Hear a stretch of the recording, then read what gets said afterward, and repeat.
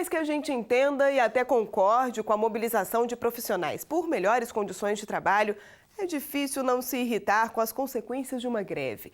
Na maioria das vezes, as paralisações causam apenas dor de cabeça, mas em alguns casos, a suspensão dos serviços pode significar prejuízos irreparáveis.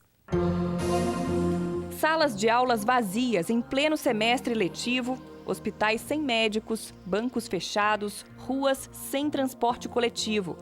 Esse quadro é resultado de um fenômeno conhecido dos brasileiros, a greve de trabalhadores. Apenas neste ano, cerca de 10 categorias profissionais paralisaram as atividades em busca de reajuste salarial e melhores condições de trabalho. A greve é realmente o último suspiro dos empregados. Se está em greve é porque já houve uma tentativa de conciliação que não foi frutífera. Mas quando patrão e empregado não se entendem, as consequências quase sempre atingem quem não tem nada a ver com a briga. Em 2011, por exemplo, os brasileiros passaram quase um mês sem os serviços dos Correios. No mesmo período, praticamente ninguém teve acesso aos bancos. Esta passadeira não sabe usar o caixa eletrônico e por isso ficou sem sacar os R$ 102 que recebe do Bolsa Família.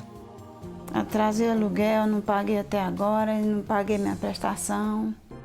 Em Campos dos Goytacazes, no Rio de Janeiro, o Procon recebeu tantas reclamações durante a paralisação dos bancários que decidiu recorrer aos tribunais. A decisão da Justiça garantiu à população da cidade o direito de pagar, depois do fim da greve, as contas vencidas, sem juros e multa. A medida vale para os boletos a serem pagos na Caixa Econômica Federal. Já no resto do país, muita gente arcou com prejuízo. Atraso na conta de água, luz, telefone. Não pude depositar o cheque e fiquei mais de 15 dias sem poder receber. As paralisações causam mesmo uma série de transtornos, mas é lei. Com exceção dos militares, todo trabalhador tem o direito de fazer greve. Esta é uma garantia considerada fundamental em qualquer regime democrático. No caso do Brasil, esse tipo de mobilização tem se mostrado a única forma de pressionar os empregadores a atenderem reivindicações muitas vezes antigas e justas. Mas como no caso do Rio de Janeiro, o judiciário tem reconhecido que em algumas situações os prejuízos causados a quem depende do serviço passam dos limites. Foi o que aconteceu com esta jornalista. Ela passou em 5º lugar num concurso da Câmara dos Deputados e quase perdeu a chance de assumir o cargo por causa de uma greve na Universidade de Brasília. É que para tomar posse, Paula precisava do diploma de nível superior. Quando foi convocada, ela ainda não tinha o documento.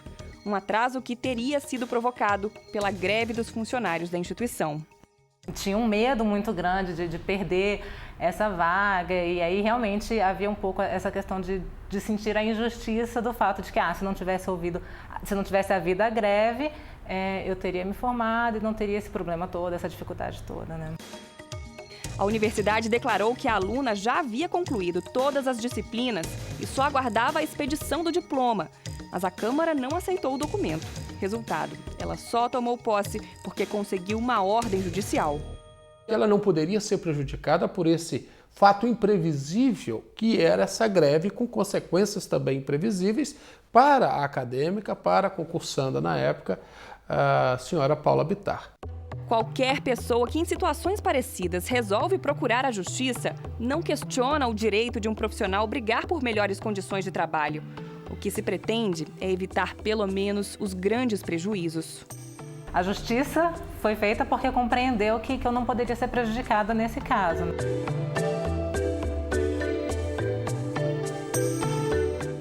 Há quem acredite que esses transtornos só se repetem com tanta frequência porque faltam regras claras para o uso do direito de greve. É que, pela Constituição, o país deveria ter criado uma lei específica sobre o tema. O Via Legal ouviu o senador Paulo Paim, autor de uma proposta que há 2 décadas aguarda votação no Congresso Nacional. Quando você vai para esse enfrentamento, às vezes necessário, bom seria não acontecer, você tem que ter o mínimo de lei que balize a responsabilidade das partes, né? Se você, de forma totalmente irresponsável, paga um setor que bota em risco a vida das pessoas, você vai ter que responder pelo ato que foi cometido. E se não legaliza, acaba a justiça decidindo. Como foi na greve dos Correios, como vai ser em outras greves, quando não há uma norma legal que define os parâmetros em que a greve pode acontecer.